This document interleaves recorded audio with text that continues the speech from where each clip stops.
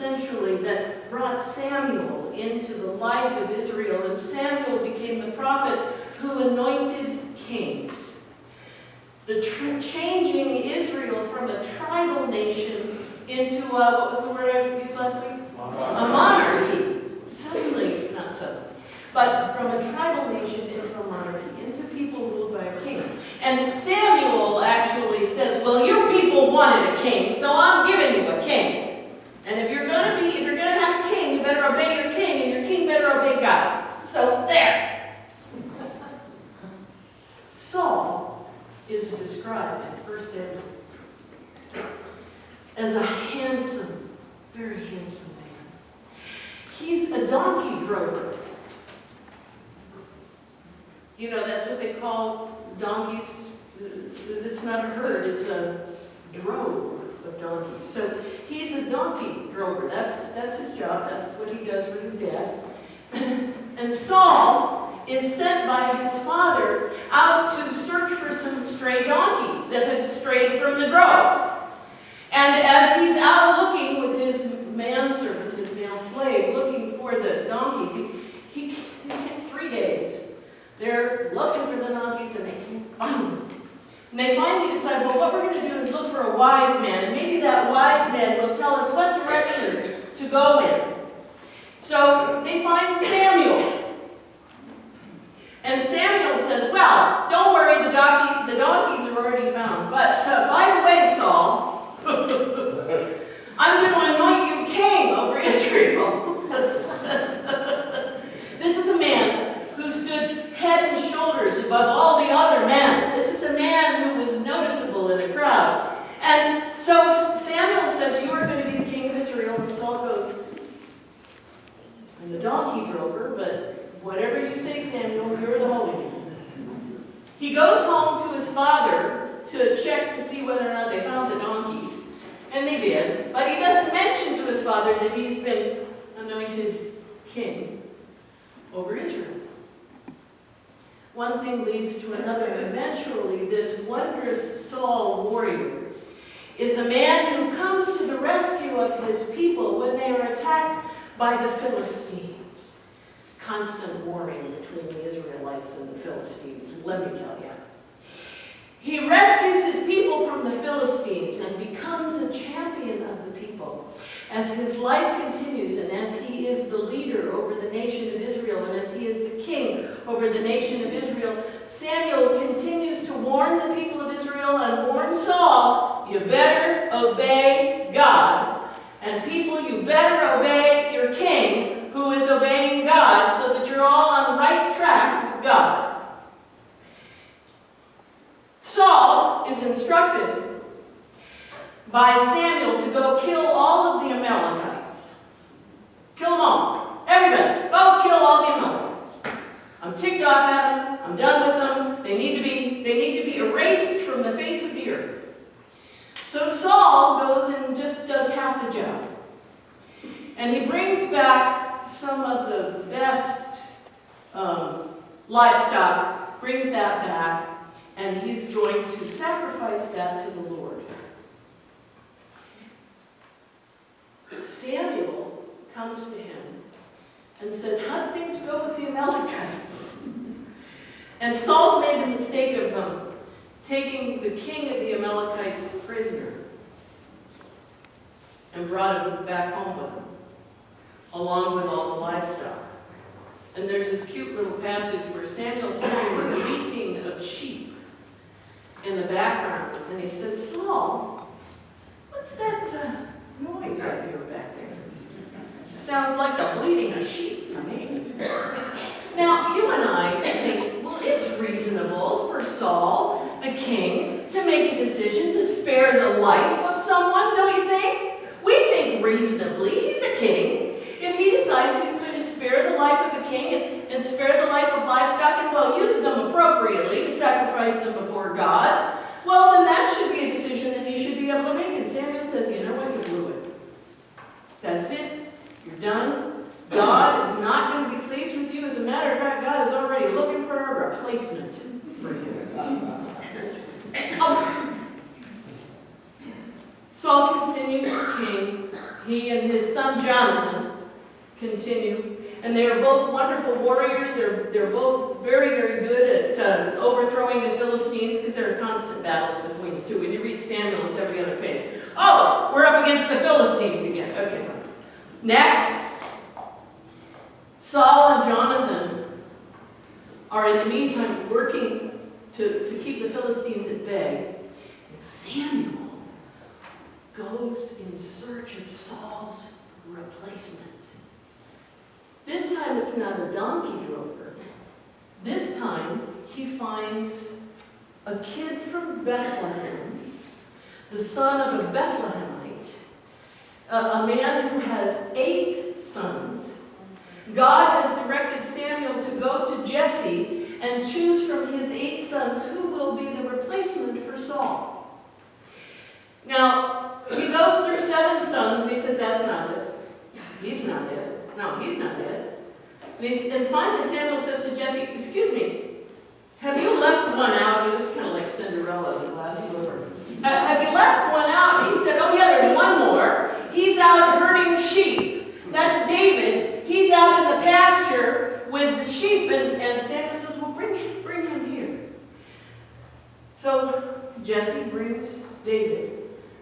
And somehow Samuel says, well, he's the one. And anoints him, bingo, king on the spot. This is chapter 16 of 1 Samuel. So he anoints David king. Now we're all expecting there to be like a coronation ceremony, right? He's just anointing him king. No, David goes back out and herds the sheep.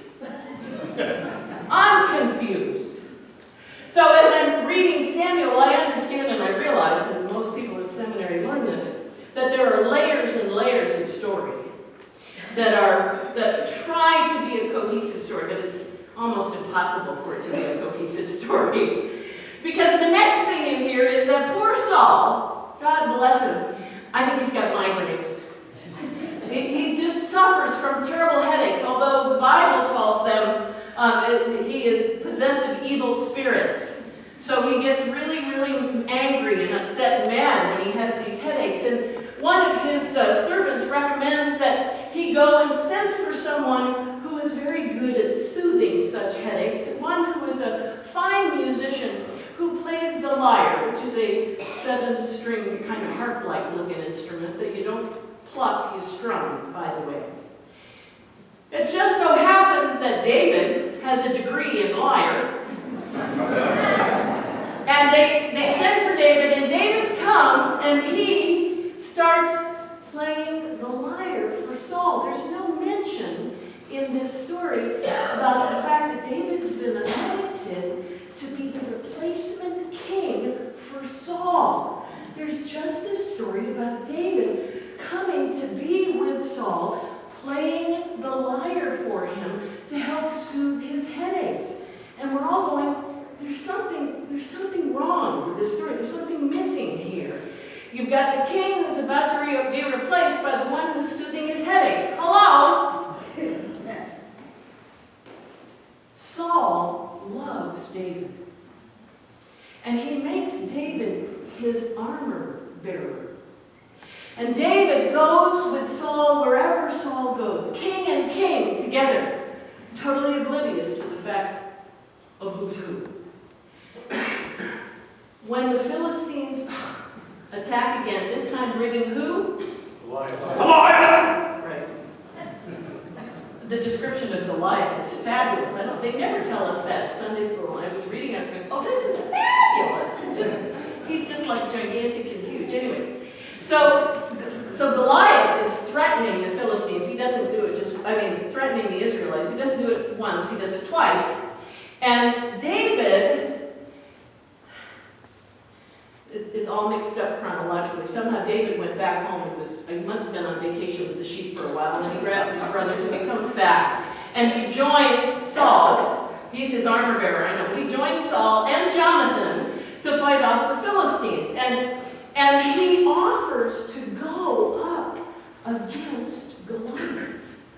And everybody's astonished, but they kind of say, well, okay, because we don't want to do it. And they dress David up in Saul's armor, his best armor. They give him Saul's sword.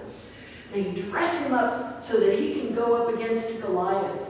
And David starts to march out.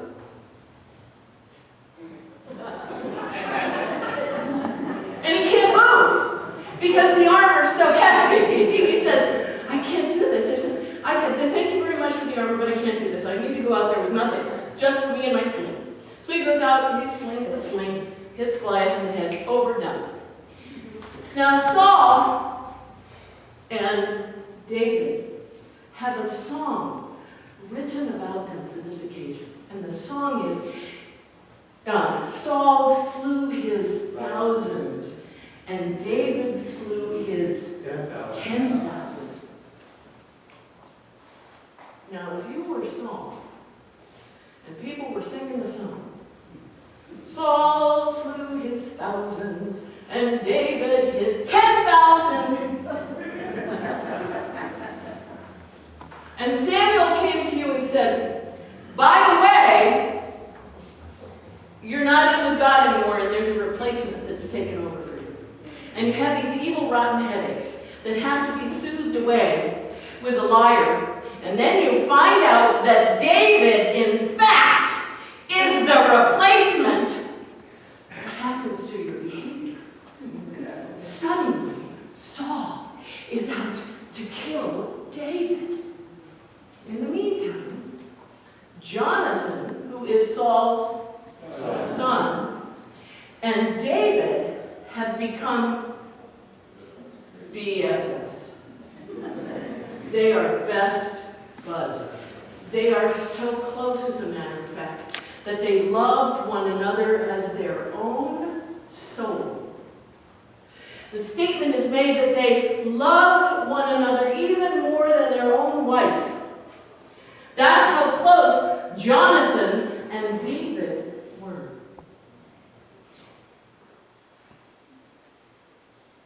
There is lots of searching and running after and covenanting going on, and Jonathan assures David that Saul will never get to him, that Saul will never find him and kill him. There are two opportunities during the story where actually David is close enough to Saul to kill him, and he doesn't. He spares him. As the story goes on, eventually David has to run. He has to hide in the wilderness because Saul is after him. As he hides in the wilderness, the Philistines, once again, attack Israel. And this time, the Israelites are overcome. Saul sees the handwriting on the wall. The Philistines are coming to kill everybody, to kill all of the Israelites, to kill Saul. And as the king, he does not want to be taken by the Philistines, and he asks his armor-bearer to stab him with his own sword. When his armor-bearer couldn't do it, Saul falls upon his own sword and dies. His son Jonathan has already been killed in the battle. These two men, beloved of David, have died in battle. And David was not able to be there with them, to support them, to help them gain victory. David loses these two men who are both beloved and enemy. So I read to you David's Lament. Now I know you all think that Shakespeare wrote this. But David is in mourning for Saul and for Jonathan. David intoned this lamentation over Saul and his son Jonathan. He ordered that the song of the bow be taught to the people of Judah. It is written in the book of Jashar. He said, "Your glory, O Israel, lies slain upon your high places. How the mighty have Tell it not in Gath. Proclaim it not in the streets of Ashkelon, where the daughters of the Philistines will rejoice. The daughters of the uncircumcised will exult. You mountains of Gilboa, let there be no dew or rain upon you, nor bounteous fields, for there the shield of the mighty was defiled, the shield of Saul, anointed with oil, no more. From the blood of the slain, from the fat of the mighty, the bow of Jonathan did not turn back, nor the sword of Saul return empty. Saul and Jonathan, beloved and lovely, in life and in death, they were not divided. They were swifter than eagles, they were stronger than lions. O daughters of Israel, weep over Saul, who clothed you with crimson and luxury, who put ornaments of gold on your apparel. How mighty, how the mighty have fallen in the midst of the battle. Jonathan lies slain upon your high places. I am distressed for you, my brother Jonathan. Greatly loved were you to me. Your love to me was wonderful, passing the love of women. How the mighty have fallen, and the weapons of war perish.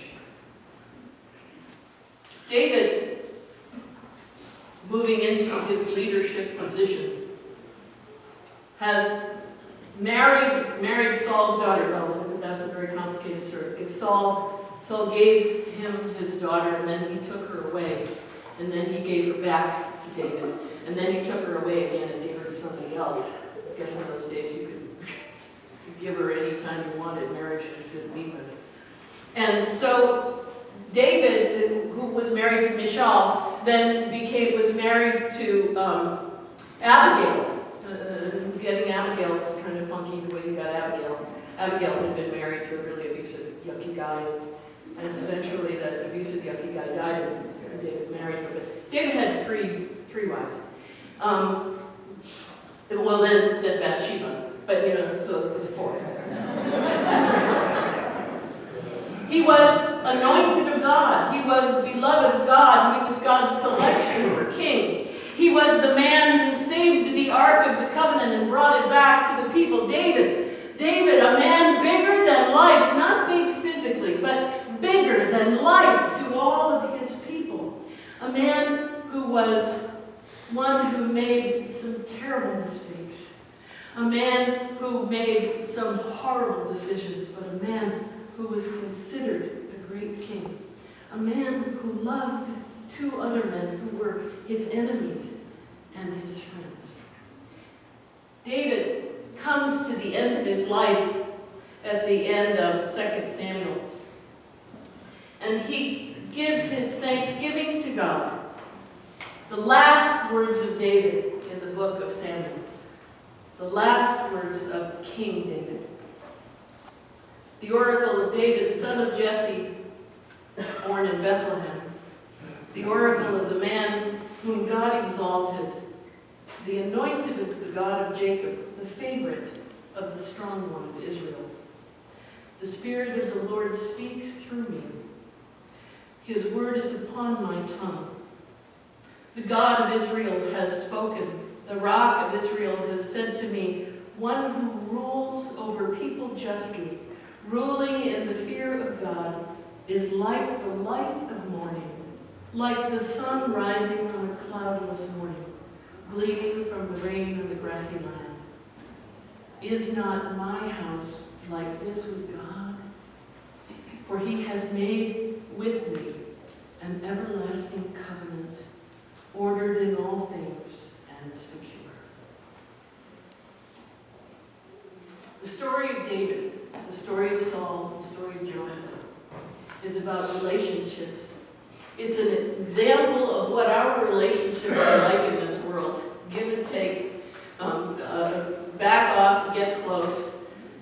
We are people who must understand that we human beings have hearts and minds and thoughts. We have jealousies, we have envies.